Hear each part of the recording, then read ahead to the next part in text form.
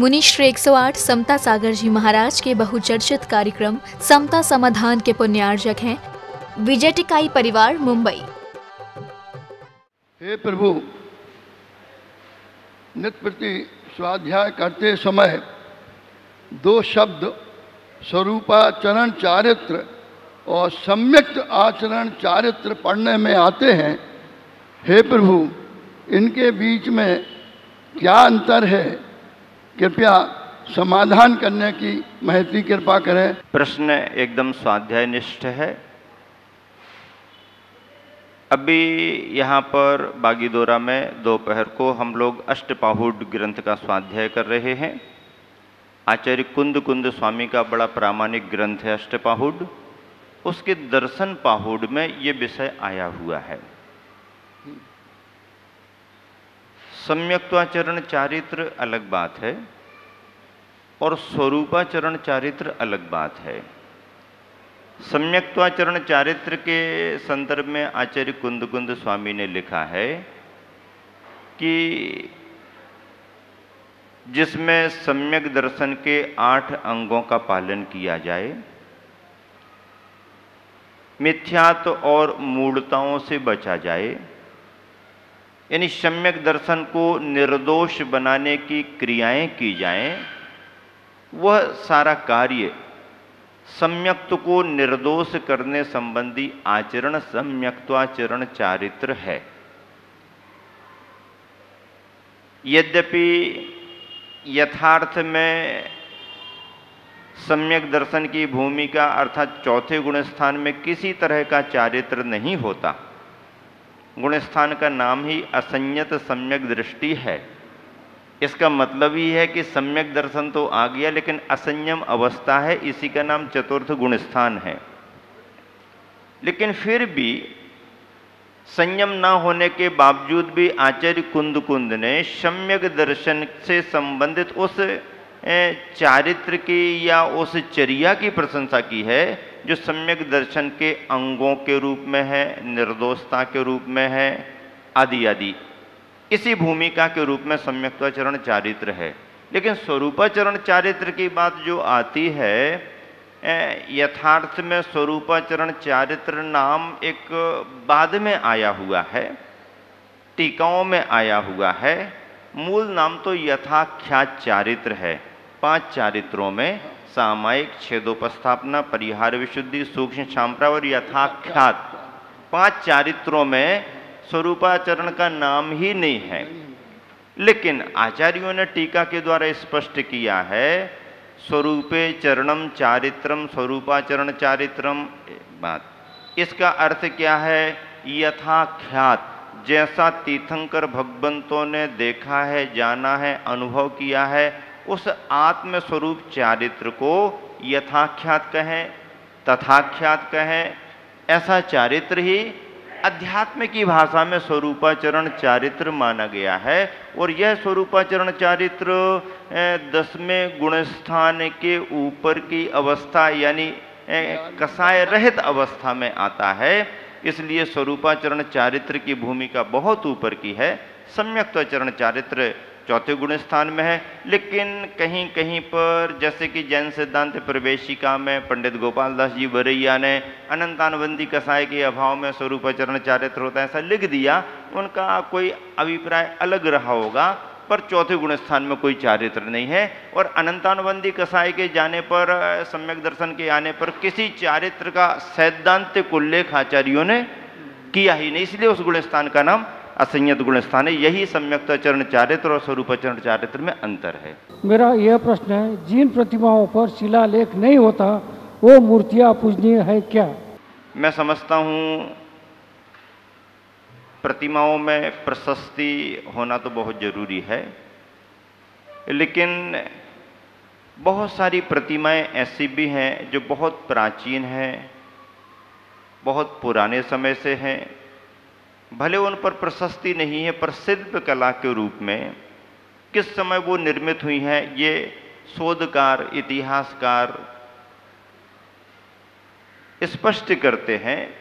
तो ऐसी प्रतिमाओं में यदि प्रशस्ति नहीं भी है तो भी बहुत प्राचीन प्रतिमा होने पर उनमें पूज्यता मानी गई है। और मैंने विभिन्न संदर्भों में कई विद्वानों से और आचार्यों से या अपने गुरुवर से भी सुना है कि प्रतिमा को बने हुए यदि 100 बरस हो गए और उसकी प्रतिष्ठा नहीं भी हुई है और प्रतिमा अभग्न अखंड है और कहीं सुरक्षित रखी हुई है, तो वह प्रतिमा अभिषेक करने मात्र से शुद्ध और पूज्य मानी जाती है। प्रशस्ति की उसमें कोई ज़रूरत नहीं है। लेकिन प्रशस्ति होना हमारे इतिहास के लिए बहुत अच्छी बात है। पर एक समय ऐसा भी रहा, उस समय प्रशस्तियाँ नहीं भी लिखी जाती रहीं। एक समय ऐसा भी रहा जब प्रतिमाओं में चिन्ह बनाने की परंपरा नहीं भी थी, तो भी ऐसी प्रतिमाएं क्षेत्रों पर प्रचुर मात्रा में मिलती हैं और वह पूज्यता के साथ वेदियों पर विराजमान, उनके अभिषेक पूजन होते हैं। और फिर मान लीजिए कोई प्रतिमा ऐसी है भी और किसी मुनि ने वंदना करके और यदि उसके अंदर अभिषेक के द्वारा कोई संस्कार करा दिए, तो भी किसी प्रतिष्ठा की जरूरत उसे पड़ती ही नहीं है। और फिर इसमें अंतर ये भी किया जा सकता है कि नई नई बनी हुई प्रतिमाएं अलग समझ में आती हैं। उनमें यदि कोई प्रशस्ति नहीं, अभी 25-50 साल 100 साल के अंदर अंदर की, तो अपन उनको मानेंगे कि भाई इसमें प्रशस्ति होना आदि आदि अभी अभी नई है। लेकिन बहुत प्राचीन प्रतिमाएं अपने आप समझ में आती हैं। उनमें यदि प्रशस्ति नहीं भी है और बहुत प्राचीनता से, जैसे कि गुफाओं में, जैसे कि तलघरों में, जैसे कि भुयार में रखी रहती हैं और 100, 200, 500 बरस हैं। पुरातन काल में आपत्तियां विपत्तियां बहुत आती थी, बिंब बना करके शुद्ध करके सुरक्षित रख देते थे जमीन के अंदर, तलघरों में। वो प्रतिमाएं सभी अभिषेक और मंत्रों के द्वारा विधि करने से पूज्य होती हैं। गुरुदेव, मेरी जिज्ञासा है, तप 12 होते हैं, उसमें स्वाध्याय को परम तप क्यों कहा गया है? स्वाध्याय के क्रम में पढ़ना मात्र स्वाध्याय नहीं है। स्वाध्याय के अंगों में वाचना भी है, प्रक्षना भी है, अनुप्रेक्षा भी है, आमनाय भी है और अंत में किसी भव्यात्मा को संबोधन देना। इसे धर्मोपदेश का मतलब कोई बहुत बड़े आर्ट के साथ, बहुत बड़ी तैयारियों के साथ नहीं, पात्रता को देख करके जो भी उसकी हित की भावना से हमने संबोधन किया वो धर्मोपदेशी माना जाता है, आत्मकल्याण के रूप में। तो ऐसे स्वाध्याय को परम तप क्यों कहा? अच्छा चलो अब स्वाध्याय की बात करें। स्वाध्याय कौन सा तप है? 6 बहिरंग तप है, 6 अंतरंग तप हैं। स्वाध्याय का क्रम अंतरंग तपों में आता है। प्रायश्चित, विनय, वैयावृत, स्वाध्याय, व्युत्सर्ग और ध्यान। अंतरंग तप में स्वाध्याय आया है। अब एक बात हम आपसे पूछना चाहते हैं प्रश्न के रूप में कि ये तप जो है ये मूल गुण है या उत्तर गुण है?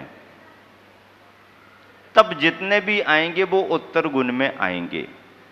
तब जितने भी आएंगे उत्तर गुण में आएंगे। उत्तर गुण तब माने जाते हैं जबकि मूल गुण हो। मूल गुण के बिना कोई भी उत्तर गुण नहीं माना जाता।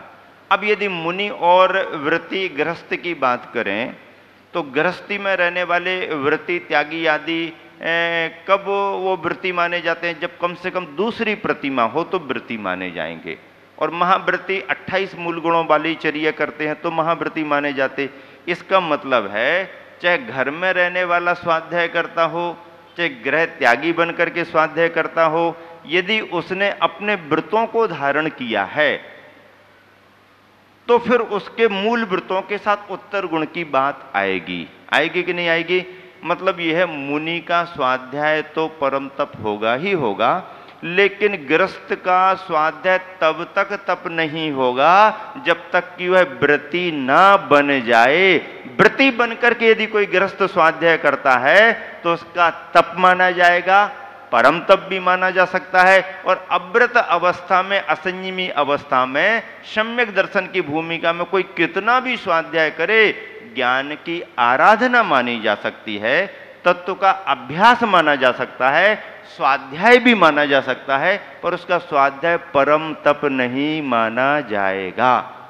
इसलिए मूल व्रतों के रूप में चर्या पहले हो फिर उसके साथ जो होता है स्वाध्याय वह उत्तर गुण के रूप में परम तप माना जाएगा।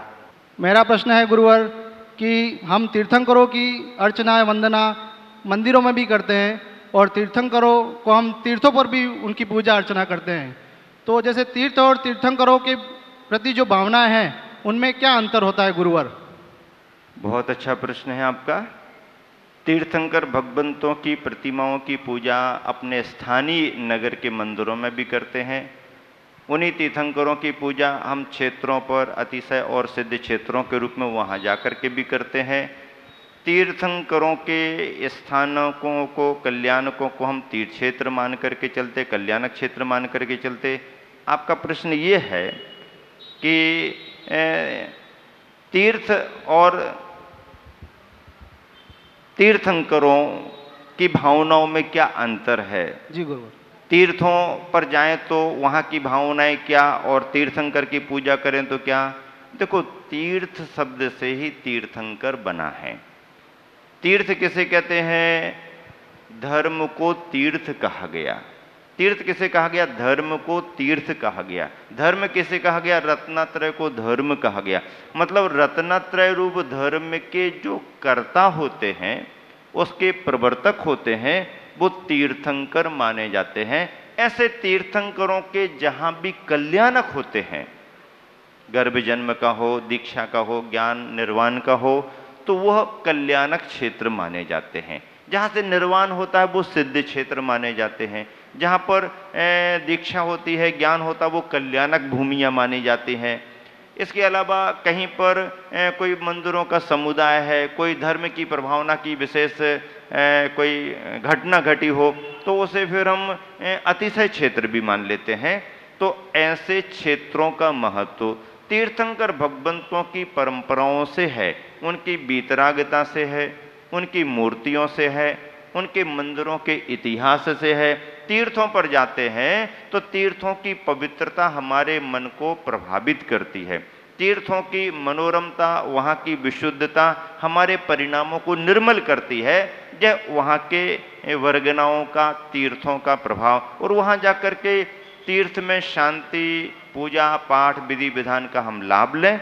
एक बात, तीर्थंकर वो होते हैं जो धर्म तीर्थ के कर्ता अपने जीवन में अपना कल्याण करते हैं, स्वयं का कल्याण करते हैं, जन्म देने वाले माता पिता के कल्याण में निमित्त बनते हैं और सारे जगत के कल्याण में भी निमित्त बनते हैं। ऐसे तीर्थंकरों के मतलब गुणों से समन्वित वीतरागता के बिंबों को हम प्रतिमा कहते हैं, जिनकी स्थापना मुख्य रूप से मंदिरों में होती है। और उन प्रतिमाओं के दर्शन करते हैं, पूजन करते हैं, तो हमें शांति और वीतरागता का बोध होता है और प्रशांत रूपाय दिगंबराय देवादि देवाय नमो जिनाय का अनुभव होता है।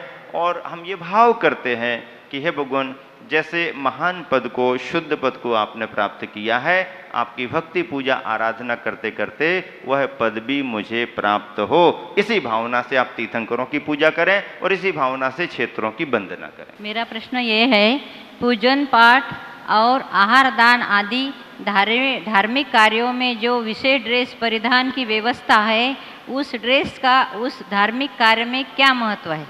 जो परिधान की व्यवस्था है, उस परिधान का क्या महत्व है कि यदि हम विधान कर रहे हैं तो ऐसी ड्रेस पहनो, पूजन कर रहे हैं तो ऐसे वस्त्र होना, इंद्र बनना है तो ये वेशभूषा होना, इंद्राणी बनना तो ये वेशभूषा होना है। मतलब इस वेशभूषा का, परिधान का महत्व क्या है? देखिए, परिधान का परिणामों पर बहुत गहरा प्रभाव पड़ता है। क्या कहा हमने? परिधान का परिणामों पर बहुत गहरा प्रभाव पड़ता है।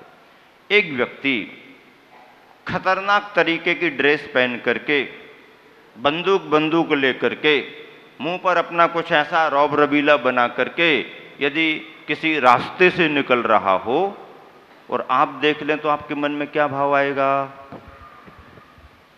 पता नहीं भैया किस स्वभाव वाला है, देखने में तो खतरनाक दिख रहा है। और वहीं पर यदि मान लीजिए कोई एक सौम्य शांत मतलब एक तरह से सात्विक ड्रेस पहन करके कोई जा रहा हो, भले अपरिचित है, लेकिन आपको ऐसा लगेगा व्यक्ति शालीन दिख रहा है, वेशभूषा एक भद्र व्यक्ति जैसी लग रही है, तो आप थोड़े से आश्वस्त निश्चिंत होकर के आगे बढ़ेंगे। फर्क क्या है इसका मैं आपको फर्क आप प्रयोग कर लो। आप ऐसा प्रयोग करो कि आप सुबह से पूजा विधान करते करते और 10-11 बजे तक आप अशुद्ध हो गए। अब आप आहार देने लायक नहीं रहे, यहाँ पर 2-3 घंटे ये सब करने पर आपको बदलना पड़ेगा। लेकिन ऐसे ही परिधान में यदि आप सड़क पर निकल रहे, भीड़ भाड़ वाले बाजार में से निकल रहे, तो इस ड्रेस को देख करके भी बाजार वाले आदमी क्या करते हैं, भैया निकल जाने दो, निकल जाने दो। आपको कोई धक्का नहीं देगा, आपको थोड़ा सा रिस्पॉन्स देगा, आपको थोड़ा महत्व देगा, भैया निकल जाने दो, मंदिर वगैरह से आए होंगे, धार्मिक व्यक्ति हैं। और यदि मान लीजिए एकदम धुली धुलाई ड्रेस, अब भी तरोताजा, किसी ने छी नहीं है, किसी ने कुछ नहीं की, एकदम शुद्ध है, और ऐसे बिल्कुल बढ़िया तरीके से कोई जीन्स और ये और वो ऐसी वैसी कोई आधुनिक वेशभूषा ड्रेस पहन करके निकल जाए, तो वो भले अपनी दृष्टि में सोले का है, धुले हुए कपड़े पहने हैं, लेकिन जहाँ से भी जाएगा कोई भी उसको धक्का देता हुआ निकल जाएगा, क्योंकि उसमें कुछ समझ में ही नहीं आता। ये परिधान का प्रभाव है, परिधान देख करके परिणामों में अंतर आता है। इसीलिए भी धार्मिक दृष्टि से तो मंदिरों में पूजा पाठों में बहुत महत्व है, आहार दान में भी इसी शालीन वेशभूषा का बड़ा महत्व है, पूजन विधानों में भी धार्मिक वेशभूषा का बड़ा महत्व है, क्योंकि उसमें मर्यादा दिखती है, उसमें धार्मिकता दिखती है, उसमें शालीनता दिखती है, उसमें भद्रता दिखती है। यह परिधान हमारे तुम्हारे सभी के परिणामों को धार्मिक बनाने में कारण बनता है, प्रभावना का वातावरण बनता है। और परिधान यदि हमारा सुनिश्चित नहीं है, मन माना हो, मन मर्जी का हो, चाहे जैसा हो, आधुनिकता का लिबास हो और फैशनेबल हो, तो फिर धार्मिक वातावरण तो रहता ही नहीं है। कई बार तो पारिवारिक मर्यादा भी उस परिधान में दिखाई नहीं देती है। इसलिए सामान्य जन भी अपने घरों में, अपने परिवार में, अपने इर्द गिर्द जो भी परिधान का चयन चुनाव करते हैं, उसमें धार्मिकता भले ना हो, पर इतनी आधुनिकता भी नहीं होना चाहिए कि उसमें सामाजिक और पारिवारिक मर्यादा भी उसमें दिखाई ना दे। उतना उस परिधान का ध्यान तो घर गृहस्थी में रखना भी चाहिए। मैं समझता हूँ इतना ही पर्याप्त है। और इसी के लिए केसरिया है, श्वेत है, आदि आदि विशेष धार्मिक परिधान है। भड़कीले वस्त्र, काले गहरे वस्त्र आदि आदि इनका धार्मिक कार्यों में निषेध किया जाता है। मुनिश्री 108 समता सागर जी महाराज के बहुचर्चित कार्यक्रम समता समाधान के पुण्यार्जक थे। विजय टिकाई परिवार, मुंबई।